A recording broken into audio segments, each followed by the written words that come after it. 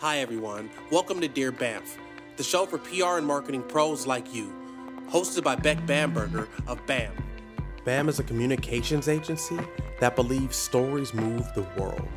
We move stories forward for technology-driven brands that challenge, change, and create entire industries. Today, on the Dear BAMf podcast, we're talking with Erica Frank, VP of Public Relations at Oak Street Health. Erica is a seasoned communication professional with 12 plus years of PR and marketing experience. She oversees PR efforts for established and emerging technology and healthcare companies in industries including security, cloud computing, digital marketing, and medical devices. Let's dive in. Hey everyone, welcome to Dear BAMf Season 2. So excited to have you here. This is the podcast for folks who need to know and want to know about PR, marketing, and all the drama and problems that come from that vastly complex industry. Today, Erica is on. Thank you, Erica, for joining us. Hi, thanks so much for having me. Great to be here. We have quite the laundry list of questions, so we're going to just dive into those, if that works for you. Sounds great. Let's do it. Let's do it. First one here. Dear BAMf, we're preparing to announce a new pilot. It's a big partner, but a small sample size, and data won't be available for at least 1 year. I see companies get press coverage all the time for what seems like a just dinky small pilot. Ours is legit. How can I maximize the news without it seeming like a pilot is just a small thing? So this person's obviously referring to something I would think in like health tech, medical, something. Yep. Well, first I would say congratulations on the pilot. It sounds like an exciting time for your company. Without knowing specific details around the pilot, the best advice I can offer here is to get really clear on your objectives. So why do you want to maximize the news of the pilot right now? And what audience or audiences are you trying to reach? I might even take it back a step further and ask yourself if the start of this pilot is actually news. So sometimes that answer is no, and that's okay. But if you do feel strongly that it's newsworthy, then identify what you're aiming to achieve. So are you recruiting participants for the pilot, or do you need to build buzz in the industry because it's a first of its kind pilot? You said that it's a big partner, so is it new territory for this partner, and that's what makes it noteworthy? I think that answering those types of questions will help you determine your strategy. This always goes back to the why, to exactly what you're saying here. Why you want to do it right now?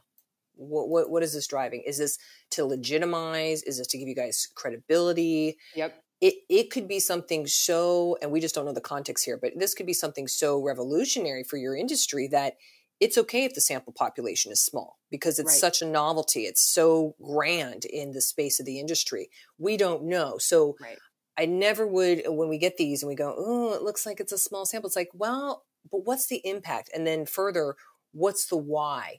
Of making a drumbeat on this. So that I would go back to this person and her team with is like, okay, well, what is that press going to warrant? It could be something like, well, we want to recruit more people for kind of like the second waves of it, or we're in the middle of fundraising. We want to show that we're having traction in the industry or something like that. Those would be legitimate reasons. Yeah. But if it's, hey, we're kind of in stealth mode, we just started and we're biotech, it's going to take 12 plus years.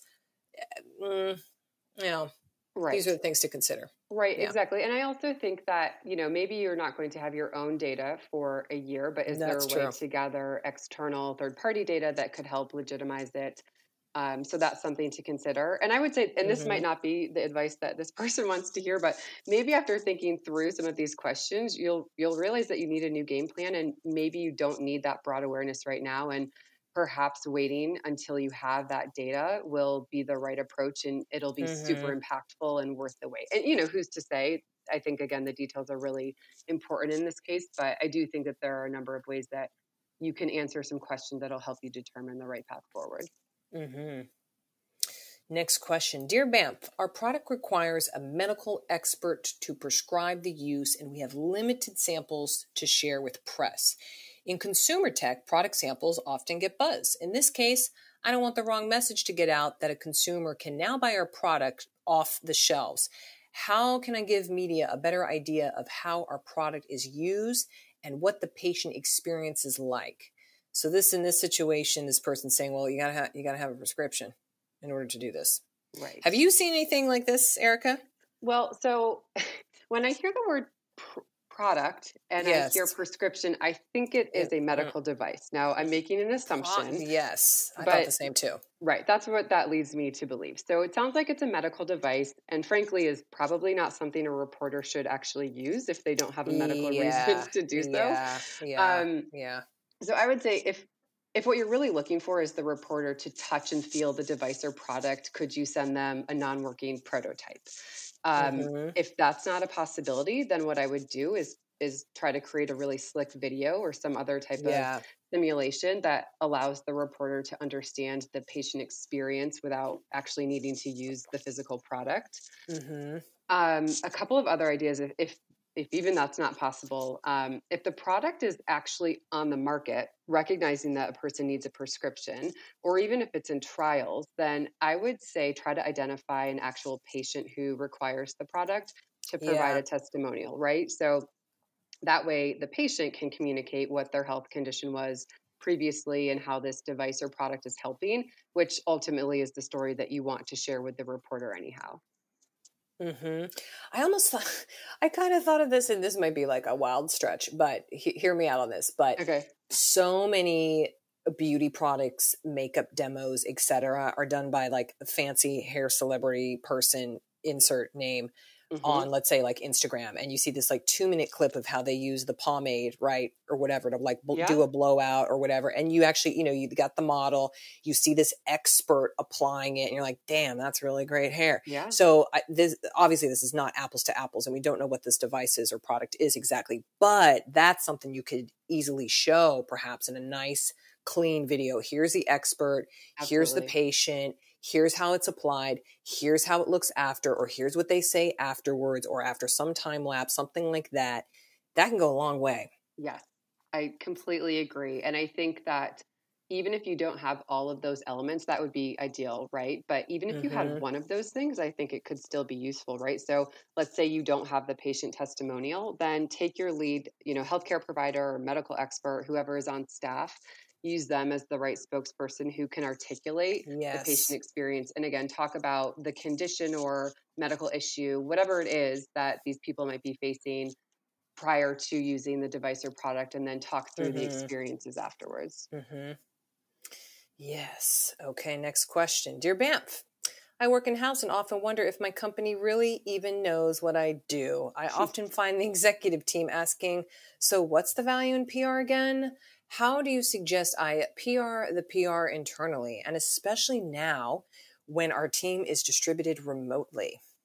I love this question. We've all been there. Yes. Yes. This is the most universal PR question ever. Okay. So first of all, I'm positive that every single PR professional, whether they're in-house or agency side, understands this and empathizes with you. So we all know what it's like to work with executives that don't understand or maybe even don't believe in the value of PR. I think that the industry as a whole has done a really good job to move the needle in terms of measurement and value and showing ROI, but this will always be something I think PR professionals have to address and continue to educate executives around. So true. A couple of things here. And I'm someone who speaks from experience in terms of both agency and in-house experience. This person works in-house, so I would say absolutely.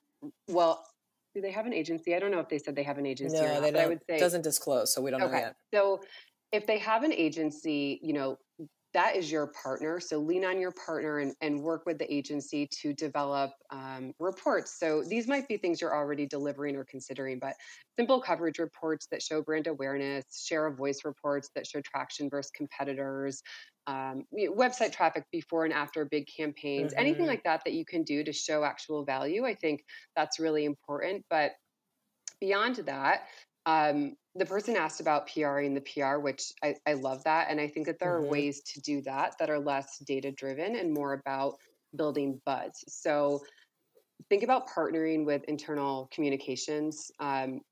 and a caveat there is I understand that not all companies have an internal comms function. So, Yes. think about creating one if that's possible, but build excitement for your whole company around big PR wins. Encourage your colleagues to set up Google alerts, share impactful coverage, create an internal newsletter, send around example social posts that can help turn your employees into brand ambassadors. But I think that sometimes that internal excitement and buzz around PR can actually help to influence an executive team that may not otherwise believe in it.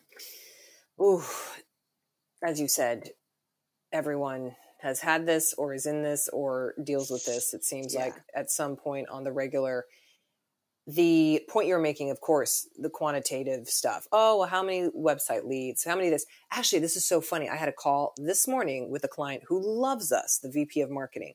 But the founder, who I also personally know, is just blah, PR. Yeah. I don't know. But our sales are up. I don't know. It's just like this constant, you do or you don't. And the point of it is at the top person is dismissive of it. The second tier person who we talk to is like, no, this is what is driving all these other great things.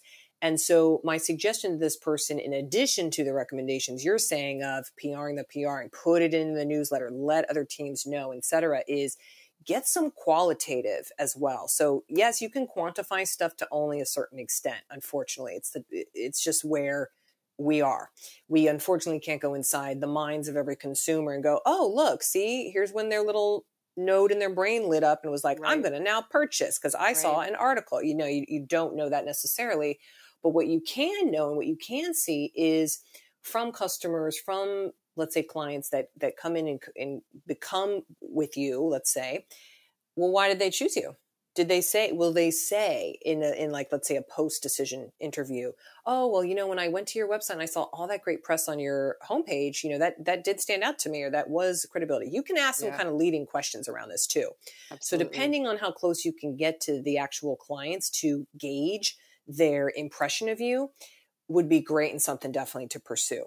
So we just did this, for example, on a lead that we just closed. And I always ask when we get on this call and they're like, we choose you guys. It's just so great, but why? And then we'll push them to get at least like 3 reasons. Sometimes they're just like, well, you're the best. It's like, well, but why? So, and then we send that to the biz dev team. So then everyone knows and the whole team knows it's super exciting, but it's qualitative. And sometimes it's the silliest, soft kind of stuff. Like your enthusiasm was just consistent throughout. That's what they were saying today. It's like, oh, how do you measure that? You'd never measure that. It wasn't, we sent them 29 articles they loved. It's qualitative. So this person might be able to get some qualitative insight. And if you beat that drum enough, and that becomes the thing where the team starts to know that, oh yeah, this helps us with our credibility, you might turn the ship in terms of the impression PR is leaving within the organization. Oh, well, customers always talk about how they saw our press and that they like that. Yeah, that could be helpful there. That's great advice. And again, I do really empathize with this person. I think it's a tough position to be in. And this is certainly not the answer, but it's like, take away the PR program and then tell me how your executive feels about it. So, it's one of those things where whether they believe in it or not, there is such tremendous value in having a consistent, impactful PR program. So I hope this person can keep chipping away and, start to change the hearts and minds of their executive team. Yes. Okay, next question here. Dear BAMf, storytelling is rooted in strong messaging. As PR pros, we know this, but when my client can't align on messaging and it starts to delay a campaign, that often leads to what feels like failure. How do you work around that without putting everything on hold, especially within the organization? Another universal. I was going to say, we've all been here. And again, I laugh now because I see it from both sides where I've been the client who has to hold up the campaign. So, all right, it sounds like this person is talking about a fairly big campaign. So one where you're likely aligning on success metrics ahead of time. So if that's not the case, I think that's a really important first step, right? Make sure that you're in agreement with your client on what success looks like from the start and detail timing and commitments on both ends. if you're already setting the KPIs, that's great. I would say be sure that you're also including critical success factors for those KPIs. So Mm-hmm. put Mm-hmm. the accountability on the client to commit to a deadline for final messaging. Mm-hmm. Now, what I will say is, and from experience, and I'm sure everyone has been there are always going to be factors out of your control. And sometimes a delay Yeah. is it's unavoidable despite your best efforts. One of the most important traits of a PR professional is knowing when and how to be flexible and ultimately how to pivot. Mm-hmm. Quite Last true. thing, the last thing I want to say for this person is, and this is kind of like the motivational part, I I truly would not categorize delays that are out of your control as failures. I think Yeah. as a PR pro, it's and again, this goes for whether you're in-house or agency side, but as a PR professional, it is your job to counsel whether it's your client or your executive stakeholders, but it's your job to counsel and ensure that the pieces are in place for strong results. So if you need to recommend pausing a campaign because your messaging is not intact, you are doing your job well, even if it doesn't feel good in that moment. Yeah. That's so true. That's so true. Yeah, I was struck by this person saying failure. Oh my gosh. And it's like, oh my gosh. That's probably taking too far. Right. You will be to failure if you can't get around this. So to your point, Erica, yeah, confirming and getting them in writing to say, yes, this messaging will be done at X time. That puts the pressure on, because we've seen this firsthand. The clients will go 10 weeks. They're still dealing with messaging because it's not the highest priority. A lot of times there's too many other things going on. It's a little intangible. That's kind of hard. Yep. It's a thing. A lot of buy-in has to happen. So it's a complex beast It is. birth out for companies, especially if it's their first time going over this. So yeah, have them set a deadline, and then just be their partner as much as possible. Anything that you can do to spur that along or to help them create this, great. I don't know if this is something we can't tell from the question if they're going to actually execute on this or whatnot. Right. We do that, for example, but sometimes some agencies, like, you're not doing that part. They have, oh, well, we have another partner. Oh, we have an internal resource. And you're like, oh God. Okay. Well, how can you be, however, helpful? How can you be helpful here? Yep.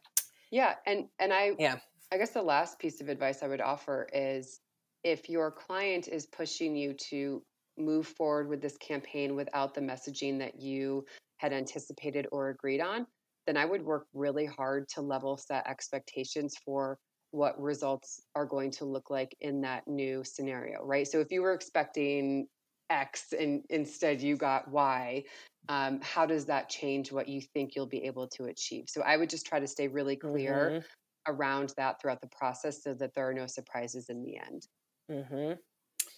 Yes. Well, keeping it going, Erica, we got one last question here to hit. Great. Dear BAMf, COVID obviously isn't great, but some companies are actually thriving and growing despite this time. I work for a telehealth company, and I've never been busier. How do you suggest celebrating company wins without being viewed as tone deaf? A lot of us are experiencing this. Yeah. So, okay. Of course, a company can and should celebrate their wins internally, and that's not tone deaf. It's important to keep your employees engaged and motivated and excited during this really challenging time, especially when we're all feeling so fatigued after months and months of working from home and being remote. My hunch is that that's not what the person was actually asking, but I felt the need to say it. So when it comes to external audiences, I would reframe how you think about the message. So are you celebrating company wins, or are you sharing important messages to audiences that need to hear it? I think it's all in the positioning, as we've already said, but as a telehealth company, you are providing easier, better access to people who may not otherwise have the care they need at this time. So you likely have more customers, maybe revenue is increasing, and that's amazing, but that doesn't have to be the part of the story that you harp on externally. Instead, maybe you talk about why your services are so critical at this time. You could share real stories and anecdotes about how your technology is helping people stay safe and healthy throughout the pandemic. So I think in this particular scenario, it's really the way that you position the news or the story, the narrative that will help you avoid coming across as a tone deaf company. Mm-hmm. Oh, this one we've been dealing with for a lot of just our clients and companies I'm talking to. Internal celebration, absolutely. Give people a light, something to look to and be like, yes, at least I'm working at a company that is thriving, that is succeeding, that is hopefully helping the world here in our little bubble of it. Yep. That's always great. This is a delicate line though, when it comes to, and we don't know from the question here, but as it comes to for externally, like in press and what that could look like. So a lot of the line that we've been towing for folks that are this is not just like, oh, our revenue is up 3,000%. It's not necessarily those types of metrics, but more the impact. Yeah. Oh, this has saved X amount of lives. This has helped X amount of people get access to this service that previously was unavailable to them. This has helped. This has done this. This has driven that, not the financial stuff. Yeah. Because right now it's just kind of, who cares about the dollars? People are dying. So more on the impact, more on the relevance as it is for the state of the world is good. And then all that other great stuff, that is the numbers and the dollars and we got our bonuses. Okay, that's internal. Right. Exactly. And keep it to that. I think just as people in their personal lives right now are experiencing the need for joy and grief to coexist, I think in the business world, good news and bad news need to coexist. It's been many, many months of this, and I think it would be unrealistic to think that companies can't share good news or promote good stories. I think people are hungry for those good stories. Yeah. So, I think the way that you propose positioning some of those metrics is great, and hopefully this company can share their narrative in that way. And I suspect that they can, given what they do. So I think that, reporters and ultimately end users will be appreciative of those good stories. Mm-hmm. Yeah. We need more good stories in the world, please. We do. Please. Anything. Oh, thank you, Erica, for being on. Those were our batch of questions today. We had a bunch. So thank you. Thank you for being on. Fun. It was great. It's been fun. I appreciate it. And let me know if you need anything. Will do. Well, Dear BAMf people always need things. That's why we're here, to answer all the questions. So appreciate you for today. Thanks for listening to Dear BAMf, the advice podcast for PR and marketing pros like you. Our show was created by BAM, a PR and marketing agency headquartered in San Diego and New York City. The music you're enjoying today was composed by Tiffany Dizon, produced by Daniel Kessner, and played by San Diego Symphony's Art of Alon.